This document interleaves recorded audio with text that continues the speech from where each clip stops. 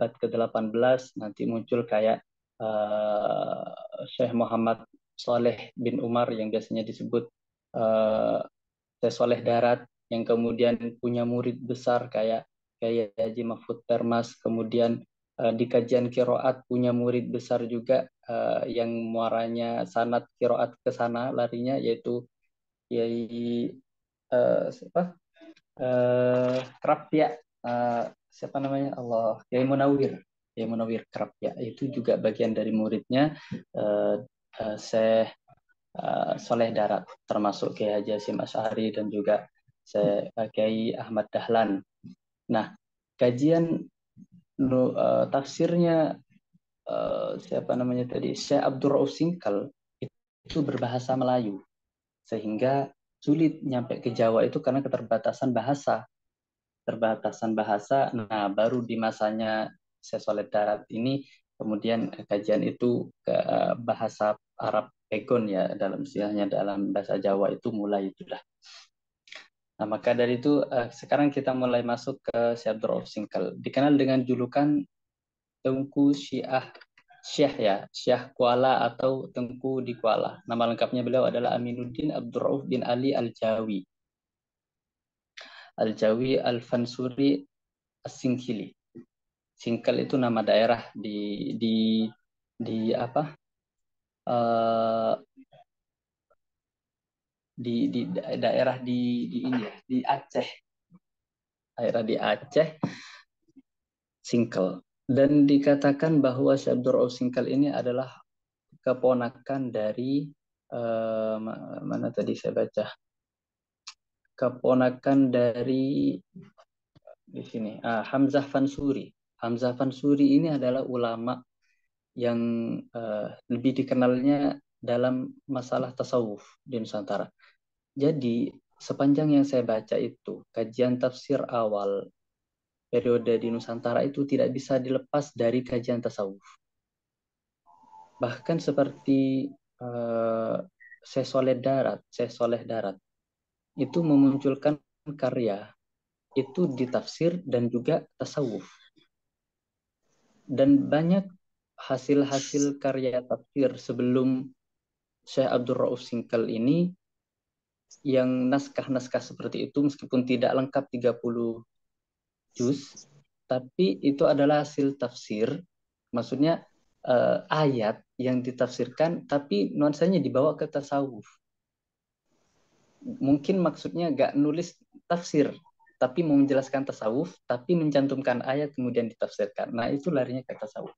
Jadi di kajian awal tasawuf itu amat besar ya pandangannya di Nusantara itu, dan tidak bisa dipisahkan dari tafsir. Tafsir dan tasawuf ini di masa awal-awal itu tidak bisa dipisahkan dan ada hubungan yang begitu erat gitu. Tanggal kelahirannya dari Syekh Abdul Rauf Singkal ini tidak diketahui secara pasti. Ada yang menyebutkan 1620, ada juga yang menyebutkan di sini 1615. Pendapat ringkas ya tersebut berdasarkan maksud ringkas ini adalah nama tokoh ya, berdasarkan perhitungan terhadap waktu pulangnya Abdul Rauf ke Aceh pada tahun 1661 Masehi. 1661 Masehi. Nah, di tahun inilah beliau mulai menulis tafsir Turjumanul Mustafid tersebut. Beliau mengembara menuntut ilmu di Timur Tengah selama lebih kurang 19 tahun. Lanjut di paragraf ketiga langsung. Jadi ada yang menyebutkan beliau itu keturunan Arab. Orang tuanya adalah orang Arab asli yang datang ke Baru, selalu menikahi seorang wanita di sana, lalu pindah ke Singkal. Kemudian lanjut ke dinamika intelektual dan karya-karyanya. Pendidikannya di Jazirah Arabia berlangsung dalam waktu yang relatif lama, ya, 19 tahun seperti yang dibahas sebelumnya. Dalam kitab Umdatul Muhtajin ila Maslak Al-Mufradin. Nah, ini judul-judul kitabnya ini udah berbau tasawuf ini. Maslak Al-Mufradin itu disebutkan bahwa beliau belajar di sana lebih kurang selama 19 tahun. Jadi kalau bisa diceritakan mungkin beliau ini profilnya bisa saja disebut di dalam profil ulama-ulama tafsir dan juga bisa disebut di profil-profil ulama tasawuf. Sama kayak ceritanya ini ya, Imam Asy-Syatibi yang di tafsir di qiraat disebut, di ahli bahasa disebut, di ini disebut, di sejarawan disebut, di banyak biografi beliau menyebut di bidang agama, bidang keilmuan lain. Nah, diperkirakan ia berangkat ke Jazirah Arabia sekitar tahun 1642 Masehi dan ia kembali ke Aceh sekitar 1661 Masehi. Perjalanannya gak cuma di Arab saja, maksudnya ya di Jazirah Arab, cuma dalam artian luas ya, ke Qatar, kemudian Iran, kemudian Yaman, Jeddah, dan ini menuju Mekah dan diakhiri di Madinah. Merupakan pengalaman ilmiah yang sangat berarti bagi Abdul Rauf Sinkel. Ulama-ulama terkenal, beliau belajar ke mereka ulama-ulama terkenal di negeri tersebut. Kesempatan emas untuk belajar di tanah Haramain benar-benar dimanfaatkan oleh Sinkel. Ya, pernah belajar kepada 19 orang guru dalam berbagai disiplin ilmu, fikih, usul fikih, tafsir, hadis, bahasa Arab, tasawuf, serta berbagai disiplin ilmu lainnya. Selain jadi pelajar di tanah Arab, juga jadi guru bagi orang-orang Indonesia atau orang-orang Nusantara yang haji ke Makkah dan Madinah. Jadi guru karena ya itu ya, menjadi jembatan lah istilahnya ya, karena beliau yang paham dan bisa bahasa Nusantara sehingga menjadi jembatan juga guru bagi Nusantara, orang Nusantara. Itu terkait perjalanan rihlah ilmiahnya dari Syekh Abdul Rauf Sinkel ini. Sampai ada sebuah kejadian beliau bisa mendamaikan konflik besar waktu itu ketika beliau sudah pulang dari pengembarannya menuntut ilmu. Di Aceh ada konflik besar terkait paham wujudiyah, yang ada yang kontra, ada yang pro. Karena keluasan ilmu beliau bisa menengahi dua konflik yang besar tersebut. Itu teman-teman, ini cerita dari konflik tersebut, bisa teman-teman baca sendiri, dan ini adalah hasil karya ya.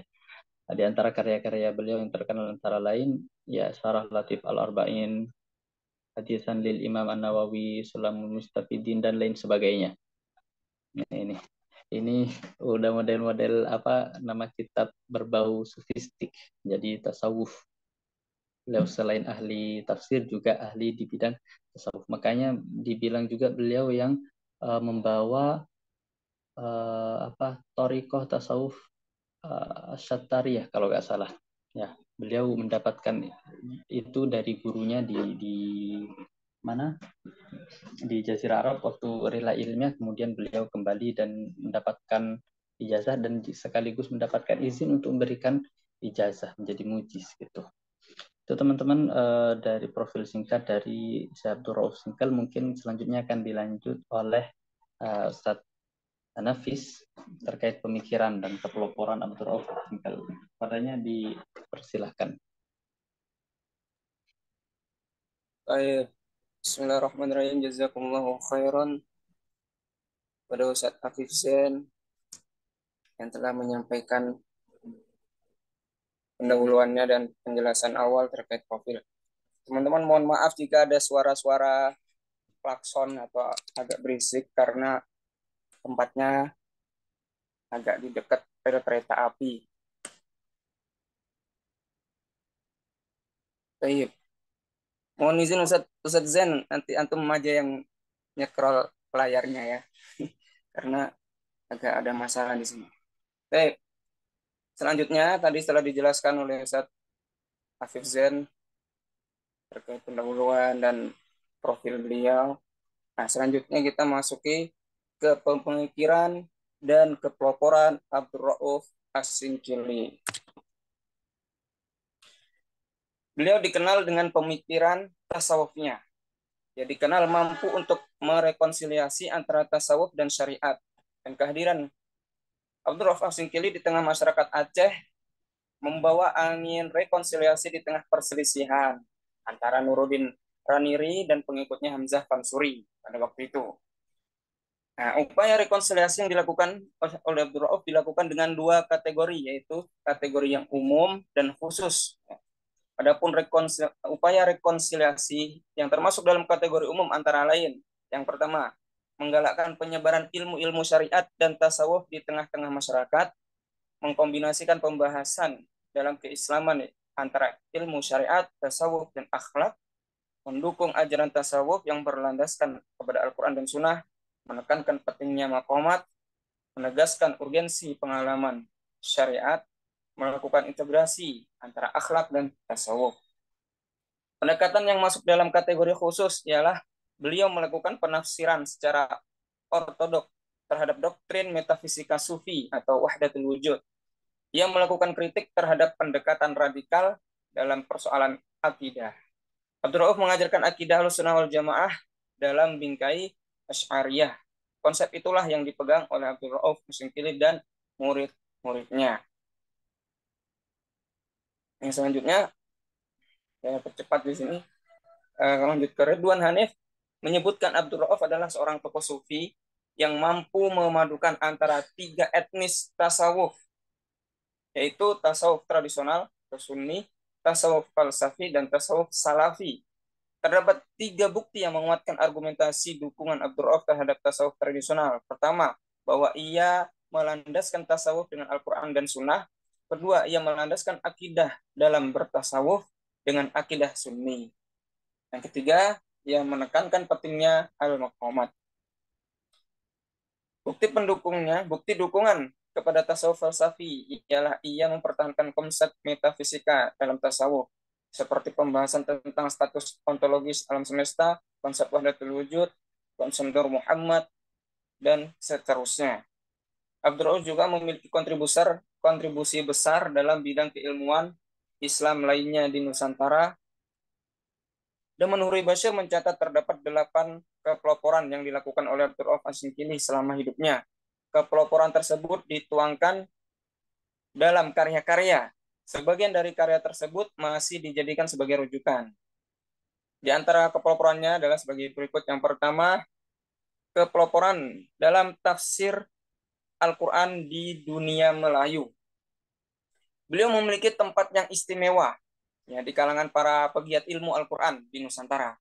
Ia menduduki peringkat pertama di Nusantara yang berhasil menulis sebuah karya tafsir dalam bahasa Melayu. Tafsirnya diberi nama dengan Turjumanul Mustafid. Yang selanjutnya penjelasannya akan dijelaskan pada bagian-bagian selanjutnya.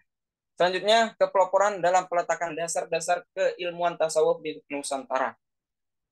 Karena kejeniusannya dalam menginterpretasikan konsep-konsep tasawuf telah diteliti oleh para pakar, baik dari dalam maupun luar negeri.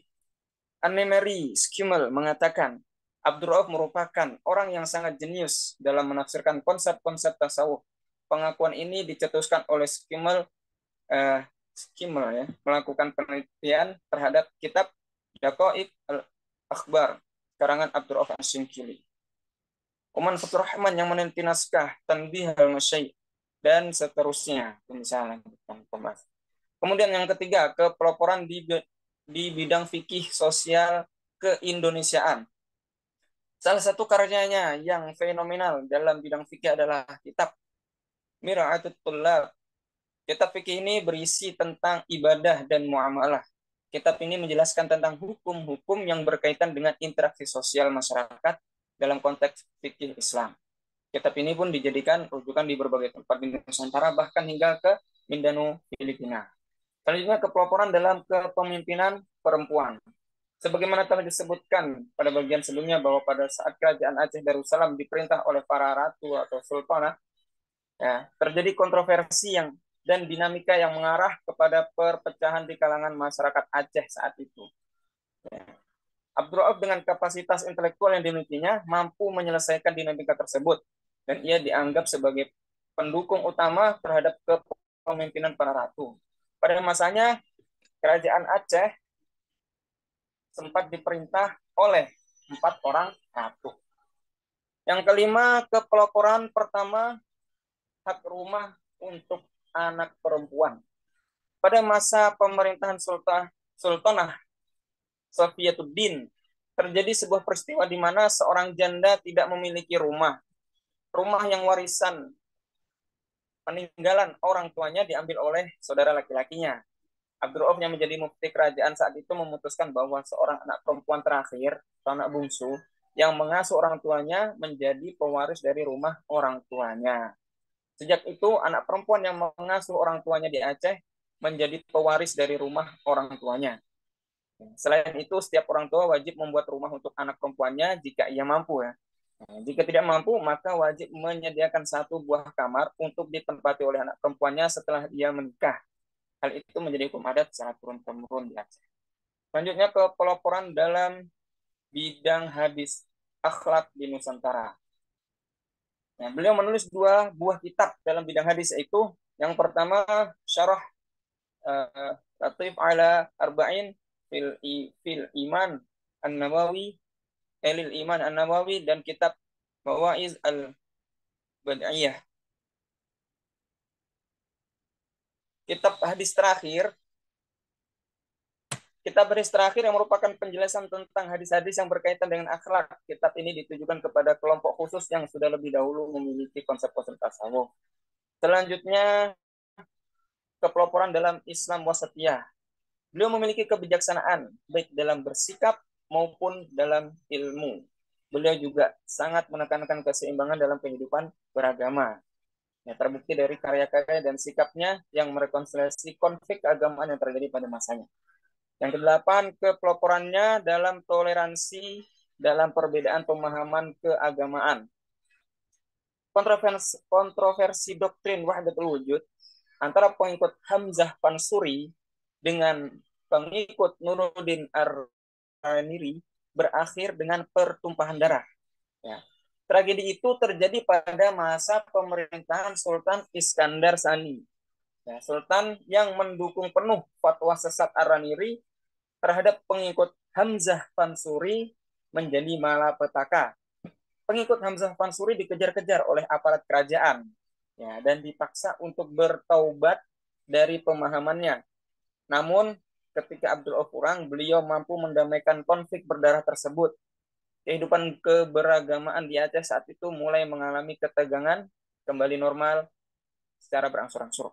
Ya, itulah kepeloporan beliau pada masanya, dan beberapa tragedi-tragedi yang terjadi, dan kepeloporan beliau yang mampu mendamaikan atau membuat sebuah solusi atau menengahi dari berbagai masalah tersebut dengan berbagai karya-karya yang telah beliau buat juga.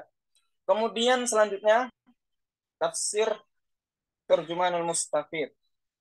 Nah, kitab tafsir Turjumanul Mustafid merupakan kitab tafsir pertama dalam bahasa Melayu yang lengkap berisi 30 juz Al-Quran. Kitab tersebut merupakan karya terbaik Abdul Rauf Asingkili dalam bidang tafsirnya. Kitab tersebut lama dijadikan rujukan di dunia Melayu. Tafsir Turjumanul Mustafid telah dicetak di berbagai percetakan dunia, di antaranya penerbit Matba'ah Al-Utsmaniyah di Istanbul, Turki. Ya, tafsir ini dicetak 2 kali pada tahun 1884 Masehi atau tahun 1302 Hijrah dan tahun 1906. Kemudian pada tahun 1951 diterbitkan oleh penerbit Sulaiman Al-Marawi di Kairo dan diterbitkan oleh penerbit Al-Amiriyah di Mekkah. Nah, edisi terakhir diterbitkan di Jakarta pada tahun 1981. Selain itu, tafsir ini juga dicetak di Singapura, Penang, Malaysia, Mumbai, India, dan beberapa negara di Timur Tengah lainnya. Beberapa sarjana barat menganggap tafsir Turjumanul Mustafid merupakan terjemahan dari tafsir Al-Baidawi.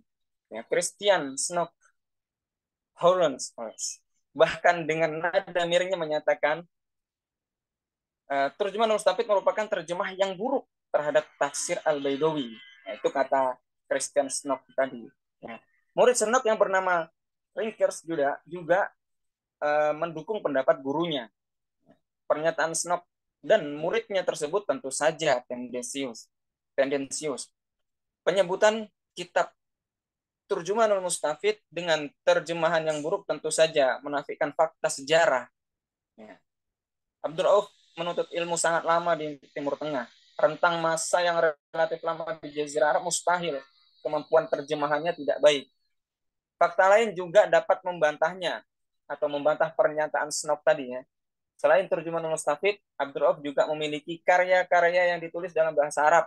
Karya tersebut membahas persoalan rumit dalam tasawuf falsafi. Ya. Kemudian selanjutnya, paragraf selanjutnya ringkas agak berbeda sedikit dengan dulunya. Jika Senok tadi berpendapat Turjuman al-Mustafid, terjemahan kitab tafsir Al-Baidawi, maka ringkas menyatakan bahwa kitab tersebut merupakan kombinasi terjemahan kitab tafsir Baidawi dan tafsir Jalalain.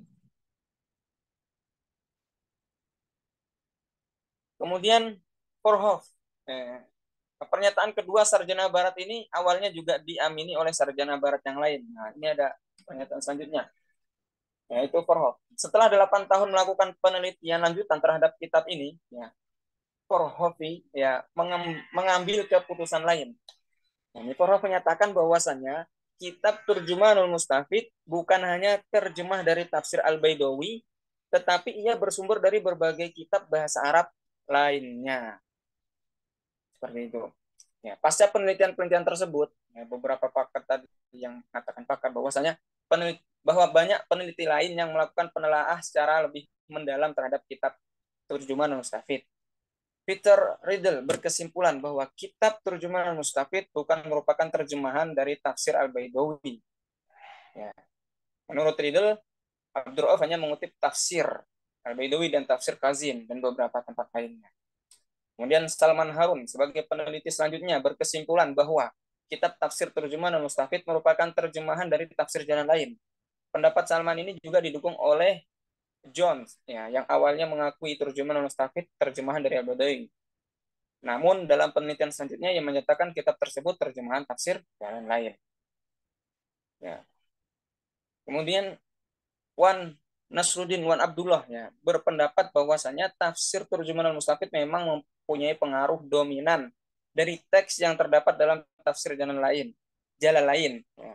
Akan tetapi tafsir ini bukan semata-mata terjemahan dari tafsir jalan lain. Tafsir ini juga dipengaruhi oleh beberapa teks yang bersumber dari kitab tafsir lain seperti tafsir Al-Baidawi, tafsir Khazin, tafsir Tabari, Al-Baghawi, Al-Ta'alabi, dan Manafi Al-Quran, dan seterusnya.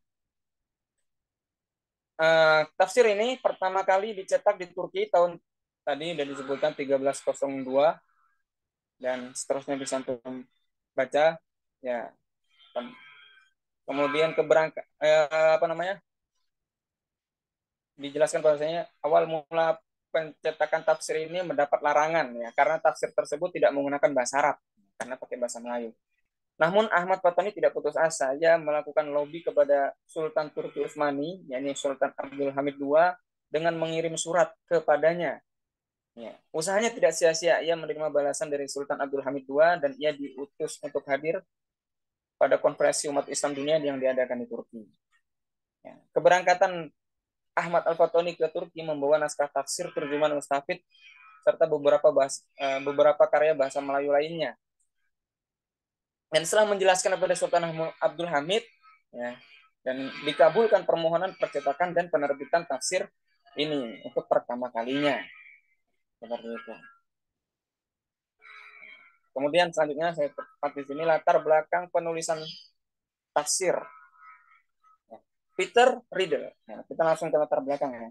Peter Riddle mengungkapkan bahwa tafsir Terjemahan Al-Mustafid ditulis ketika Abdul Rauf menjabat sebagai mufti kerajaan Aceh sekitar 1675 Masehi. Penulisan tafsir ini didukung oleh pemerintah kerajaan Aceh saat itu yang dipimpin oleh Sultanah Sofiyatuddin. Ya, bahkan sebagai ahli sejarah mengatakan penulisan tafsir tersebut serta beberapa karya lainnya merupakan perintah dari istana. Ya, perintah tersebut bertujuan untuk menyahuti kebutuhan tafsir di kalangan masyarakat. Abdul Rauf merupakan mufti kerajaan Aceh yang menggantikan Saiful Rijal 1644 sampai 1661 Masehi. Sebelum Saiful Rijal diangkat menjadi mufti, ya, mufti kerajaan Aceh dijabat oleh Nuruddin Ar-Raniri. Selanjutnya,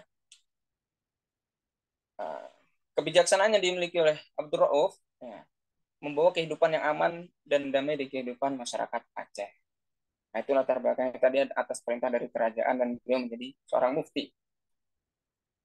Hal ini dilatar belakangi oleh penulisan berdasarkan perintah dari Sultanah Safiyatuddin. Ya.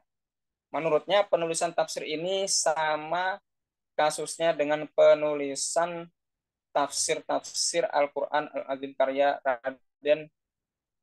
Raden Penghulu Tafsir Anom 5. Ya, tafsir Al-Misbah karya Muhammad Quraisyab dan tafsir tematik yang dilakukan oleh Lajnah Pentafsir Quran Kemenak. Ya, penulisan tafsir ini bertujuan untuk memudahkan masyarakat memahami kitab tafsir. Sebelumnya, mayoritas tafsir ditulis dalam bahasa Arab. Nah, kehadiran terjemahan al-mustafid yang menggunakan bahasa Melayu akan membantu masyarakat yang ingin memahami tafsir dengan mudah. Nah, sebelum kitab terjemahan ini ada, ya, karya tafsir bahasa Melayu yang ditulis lengkap 30 juz. Ya, terakhir ditemukan tafsir surat Al-Kahfi yang diperkirakan ditulis oleh Hamzah Pansuri atau Syamsuddin As-Sumatrani. Ya. Namun belum ditemukan secara pasti siapa pengarang tafsir dari surat Al-Kahfi tersebut. Jadi sebelum lengkap ditulis 30 juz, yakni tafsir terjemahan Mustafid, tadi ditemukan tafsir surat Al-Kahfi. Begitu teman-teman. Nah, selanjutnya terakhir, ya, Abdul Rauf menulis Terjemahanul Mustafid turut dibantu oleh seorang muridnya yang bernama Daud Ar-Rumi, ya, seorang murid yang memiliki keturunan Turki. Daud Ar-Rumi membantu menambahkan beberapa hal dalam tafsir Terjemahan Mustafid, misalnya persoalan kiroat dan beberapa kisah yang diambil dari Khazin. Penambahan yang dilakukan selalu dibimbing dari gurunya, yakni Syekh Abdul Rauf tadi. Ya, setelah Daud menambahkan beberapa penjelasan dalam tafsir Terjemahan Mustafid, ia membacakan terlebih dahulu kepada Abdul Rauf supaya apa yang ditambahkannya tidak menyimpang dari yang dimaksudkan oleh Abdul Rauf As-Singkili. Nah, berikutnya kurang lebih apa yang bisa saya presentasikan. Insya Allah selanjutnya akan disambung dan akan dilengkapi penjelasannya oleh Al-Mukarram Ustadz kita ya. Tafadhol. Ustadz. Baik, jazakumullah khairan Ustaz Afif sama Ustaz Nur Ariskin. Saya kebagian apa ini? Metodologi penyusunan tafsir. Metodologi ya. Selesai. Baik, bismillah, alhamdulillah, wassalatu wassalamu ala rasulillah. Sebelumnya saya minta maaf kalau harus menjelaskan kitab tafsir ini, sedangkan saya sendiri nggak pegang nuskhonya ya, nggak pegang kitabnya. Kemarin coba mau beli tapi agaknya dijualnya itu di area Aceh dan Medan dan sekitarnya saja ya. Untuk daerah terdekat saya belum menemukan dan harganya kisaran ya, ada yang 200.000, ada yang 170.000 ya. Jadi karena saya nggak pegang langsung kitabnya, sehingga untuk menjelaskan ya kitab dan mengenalkan tafsir ini saya harus merujuk kepada penelitian atau tulisan-tulisan yang ada, baik makalah maupun tesis ya, atau disertasi juga. Nah, ketika kita rujuk ke makalah atau tesis disertasi, kita temukan kitab ini dinamakan dengan ya tulisannya itu tarjuman ya, tarjuman. Nah, tarjuman. Ini hampir semua makalah, semua tesis menulisnya begitu. Padahal kalau kita rujuk ke lugha ya, ke bahasa, sebagaimana yang dijelaskan dalam Lisanul Arab itu, bacaannya itu turjuman atau tarjaman. Jadi nggak ada tarjuman. Sebagaimana yang dijelaskan oleh Imam Sibawai bahwa tarjuman itu tidak ada wazannya. Yang ada adalah turjuman, ya, pakai doma dua-duanya, atau tarjaman, pakai fathah dua-duanya. Dan kalau kita rujuk ke cover kitabnya, di situ tertulis jelas tarjaman, ya, tarjaman. Nah, sehingga penelitian-penelitian yang di tesis atau jurnal itu ya agak kurang tepat ya dalam penyebutan nama. Nah, ini namanya sendiri dalam sesuai covernya yang saya dapatkan yaitu Al-Qur'anul Karim wa bihamishihi tarjamanul mustafid wa huwa tarjamatu al-jawiyatu li tafsir al-musamma Anwar Tanjil wa Asrar Ta'wil lil Imam Al-Qadhi Nasruddin Abi Sa'id Abdullah bin Umar bin Muhammad Asy-Syairazi Al-Baydawi biqalamil Ustad Abdur Rauf bin Ali Al-Fansuri Al-Jawi. Nah, dari namanya ini ya penulis jelas ya menyebutkan ya nama kitabnya ini yaitu Tarjaman Al-Mustafid. Nah, tarjaman itu sendiri ya kalau dalam bahasa yaitu naklul kalam min lughatin ila akhar ya. Memindahkan ya bahasa dari memindahkan ucapan dari satu bahasa ke bahasa yang lain. Artinya tarjama itu sendiri sebagaimana dalam Ad-Dhahabi ya Tafsirul Mufassirun ada dua makna tarjama, yaitu bermakna naklul kalam min lugha ilal akhar, atau yang kedua adalah tafsirul kalam, yaitu bermakna tafsir itu sendiri ya.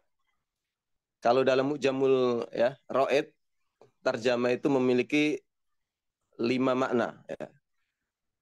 Yaitu masdar dari tarjama, tarjama yutarjimu tarjamatan gitu. Yang pertama, artinya menerjemahkan ya bahasa. Yang kedua, dzikrusi rosaksin wahayati, yaitu menyebutkan biografi seseorang. Ya. Itu terjemah juga. Ya. Kemudian yang ketiga adalah naklul kalam min lughatin ila ukhra, memindahkan satu ucapan dari satu bahasa ke bahasa yang lain. Dan yang keempat adalah tarjamatul kitab bima'na fatihatuhu, pembuka kitab. Ya. Dan yang kelima adalah tarjamah bima'na tafsir.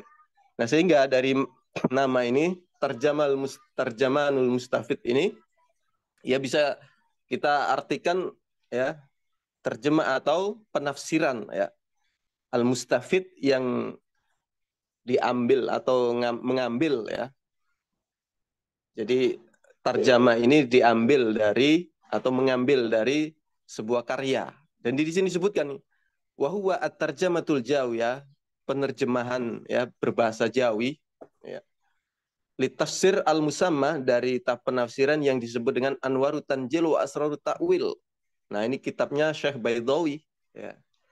Maka wajar kalau ya Snoop Horgronyo itu mengatakan bahwa kitab ini adalah terjemahan dari ya kitabnya Baydawi. Itu alasan Snoop ya. Karena dia merujuk ke deskripsi buku yang tertulis di covernya itu sendiri.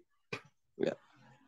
Tapi ya kalau dikaji atau dilihat isinya ya ternyata bukan terjemahan. Bukan bersumber dari satu kitab Baydawi ya. Baydawi ya. Bahkan kalau menurut ya di sini ya Riddle dan Harun itu justru lebih banyak mengambil dari kitab tafsir Jalalain. Jadi isinya banyak dari kitab Jalalain. Ya. Tapi kalau ditelusuri lebih dalam lagi, justru tidak hanya dua kitab Baydawi dan tafsir Jalalain saja, ada juga di situ tafsir Khazin, ya. Atau bahkan ada 5 tafsir di situ, ya. Manafiul Quran, kemudian ada tafsir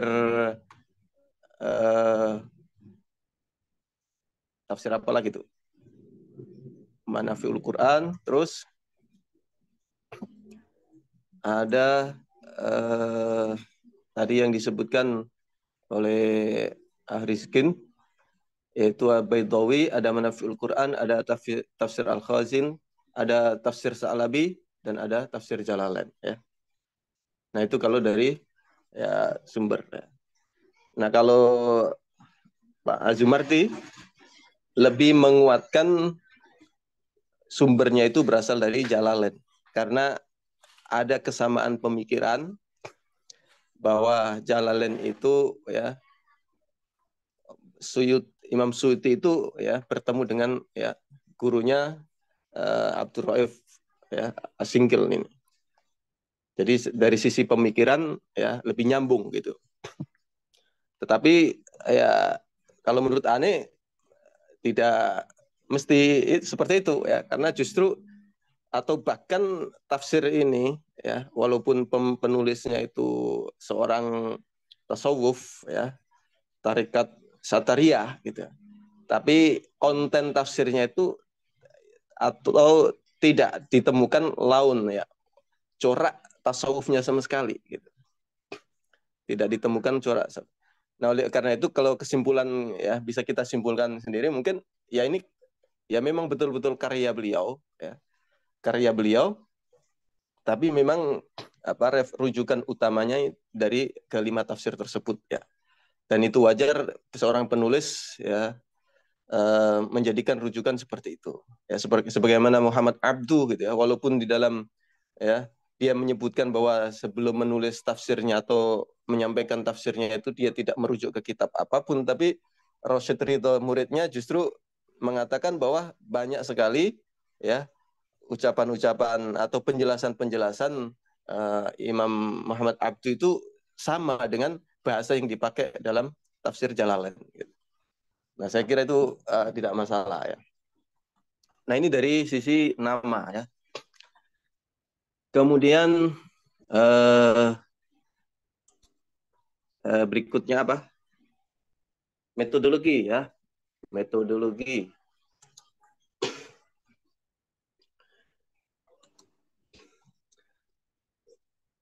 Metodologi yang digunakan oleh Syekh Abdul Rauf Ashinkit, Ashinkil ya, Ashinkiti. Ini kalau apa? Ini bisa kita lihat dari dua sudut pandang ya. Dari sudut pandang cara dia menulisnya, itu bisa disebut sebagai tafsir tahlili. Ya. Tapi kalau dari sudut makna, maka tafsir ini disebut atau metodenya pakai menggunakan ijmali. Ya. Jadi menurut saya harus disebut dua-duanya, ya. Tahlili ijmali. Kenapa? Karena tafsir tahlili itu biasanya ya penjelasannya itu panjang lebar, ya. Luas. Segala yang terkait dengan ayat itu disebutkan, itu analisa ya. Semua yang terkait dengan penafsiran atau terkait dengan ayat itu disebutkan. Ya. Tapi kita temukan di tafsir Mustafid ini, terjemah Mustafid ini, ya analisanya atau hal yang disebutkan dalam tafsirnya hanya bersifat global gitu ya. Jadi walaupun tahlili tapi juga ijmali ya. Jadi cari caranya itu juga cara tahlili tetapi cakupannya atau hanya terbatas gitu. Sehingga ijmali, nggak detail seperti tafsir tahlili ya umumnya gitu. Nah, kalau dari sisi makna ya jelas dia itu ijmali ya. Karena makna-makna yang disebutkan terkait ayat hanya secara global. Nah, ini metodologinya ya. Kemudian coraknya ya. Nah, kita tidak menemukan ya ini berdasarkan referensi yang saya baca tidak menemukan satu corak yang dominan dalam penulisan kitab tafsir ini. Jadi walaupun dia seorang tasawuf tapi tidak kita temukan corak tasawuf atau corak sufi ya.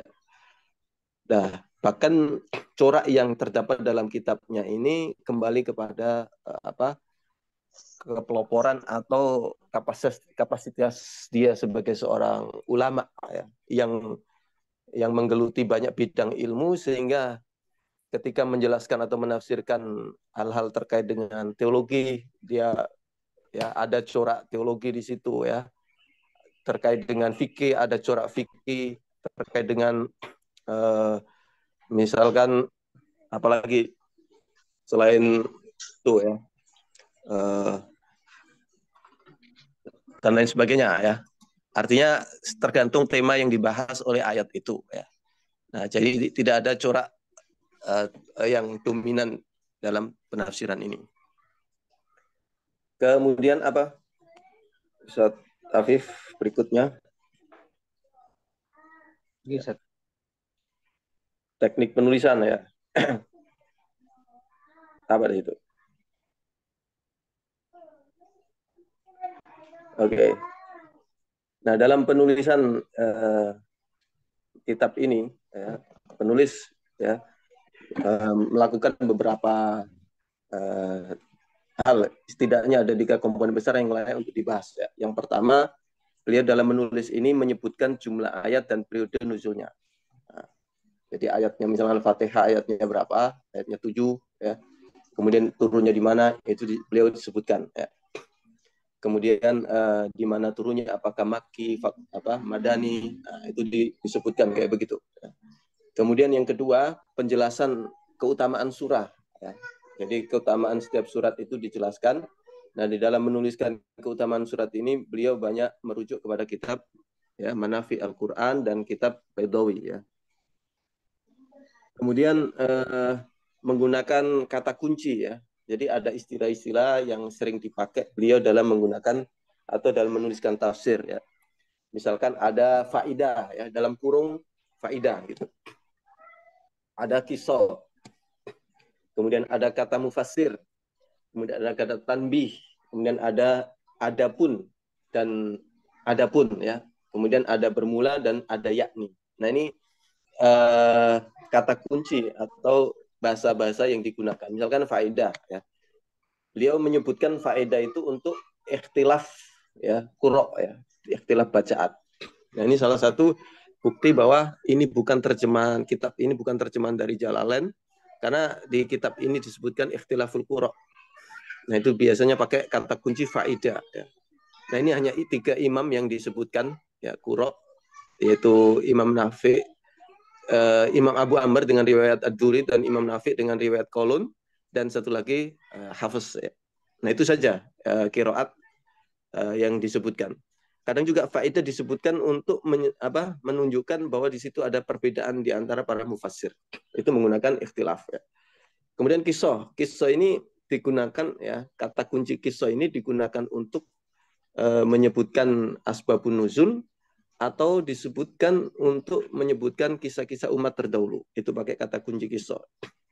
Kemudian kata mufassir, ketika dia mengutip ya penafsiran dari seorang mufassir atau dari kitab-kitab rujukannya, dia menggunakan kata kunci kata mufassir. Kemudian ada tanbih. Tanbih ini untuk ya menekankan suatu makna, pentingnya makna itu agar diperhatikan ya. Kemudian adapun dan adapun ini untuk mengawali sebuah penafsiran atau bermula atau kadang juga yakni ya. Nah, itu beberapa kata kunci yang digunakan dalam teknis penulisannya ya. Kemudian apalagi Ustaz yang belum? Tadi ya sistematika atau penulisan ya, sama. Sudah berarti di sini cuma ada metodologi, corak dan sistematika. Ya, antum tambahi aja apa yang saya tambahkan lagi ini. Mungkin ada kelebihan dan kekurangan ya, yang mungkin nanti ditambahkan di makalah. Beliau selalu memulai dengan kata basmalah, ini kelebihannya ya. Kemudian menjelaskan ayat-ayat secara ya berurutan dimulai dari surat Al-Fatihah sampai surat An-Nas. Nah, lengkap. Kemudian menjelaskan ayat dengan singkat, padat dan mudah untuk dipahami serta cocok bagi semua usia. Kemudian sebelum menjelaskan ayat, terlebih dahulu memperkenalkan surat yang akan dijelaskan, seperti nama surat, tempat turun, dan juga fadilah membaca surat tersebut, serta jumlah ayat dalam surat tersebut. Kemudian penjelasan ayat terletak berdampingan dengan ayat, artinya penjelasan ayat dan ya terletak dalam satu halaman, sehingga mempermudahkan bagi pembaca. Setiap penjelasan diberi kode, ya tadi kata kunci tadi ya, sesuai dengan penjelasan yang akan dijelaskan ya. Kemudian bahasa yang digunakan adalah bahasa Jawi. Nah, ini bahasanya pakai bahasa Melayu tapi aksaranya pakai Pegon ya, Arab Pegon ya. Nah, itu. Nah, sehingga untuk ya entah ini kelebihan atau kekurangan ya. saya mencoba untuk membaca beberapa teks yang saya dapatkan itu ya ya agak susah banget. Bagi orang Jawa kekurangan, Sat. Bagi Melayu ya kelebihan. Ya. Lebih gampang bahasa Arab aslinya kan. Nah, kekurangannya dan kelemahannya dari tafsir tersebut adalah penjelasannya terlalu singkat sehingga tidak menambah wawasan bagi pembaca. Kemudian tidak menjelaskan tentang sanad dan matannya. Jadi ketika menyebutkan misalkan ya fadilah keutamaan ayat ya tidak menyebutkan sanadnya secara utuh sehingga kita tidak mengetahui status ya riwayatnya. Begitu juga dalam menyebutkan asbabun nuzul ya. Itu tidak disebutkan sanadnya. Nah, itu kira-kira jadi cukup ya. Apa kesimpulan? Kesimpulannya? Kesimpulan biar saya bacakan aja. Ya, mungkin sedikit betul. Kesimpulan dari Aneh, ya kita perlu untuk beli kitab ini. Karena ini kitab tafsir pertama di Nusantara. Ya, kita punya kitab ini, nah ini kebanggaan ya. Kitab Nusantara dengan utuh ya. Walaupun hanya nanti buat koleksi di ya, kitab kita, tapi kita perlu ya kitab ini. Nah, mudah-mudahan ya setelah ini kita bisa membeli ini. Tapi itu saja Ustaz, jazakumullah khairan. Dari saya kurang lebihnya mohon maaf. Assalamualaikum warahmatullahi wabarakatuh. Waalaikumsalam warahmatullahi wabarakatuh. Baik, dari teman-teman, apa ada diskusi, ada yang mau ditanyakan? Dipersilahkan jika ada yang ingin didiskusikan.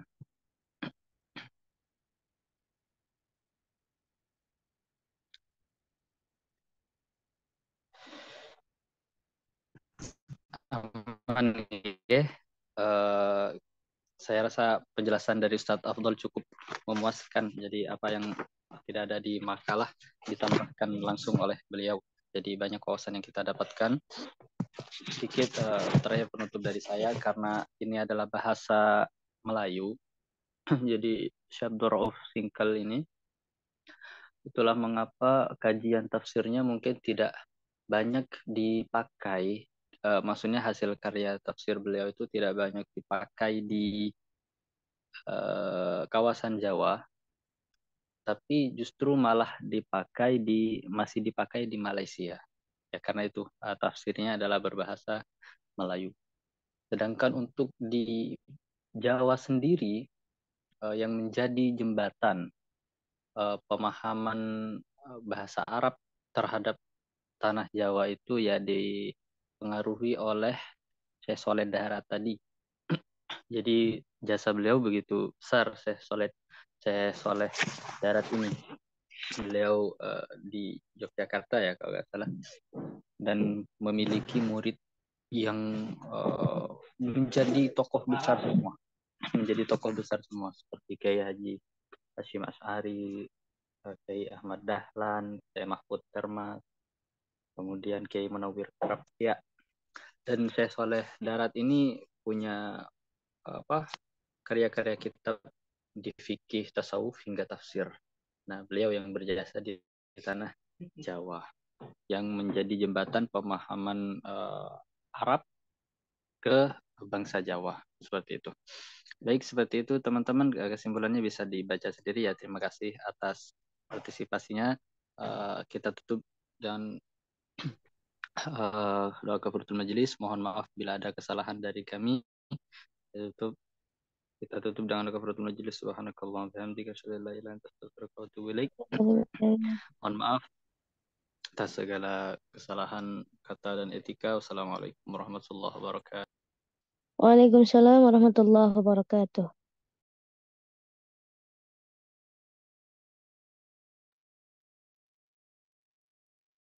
Diganti Kak Yusri.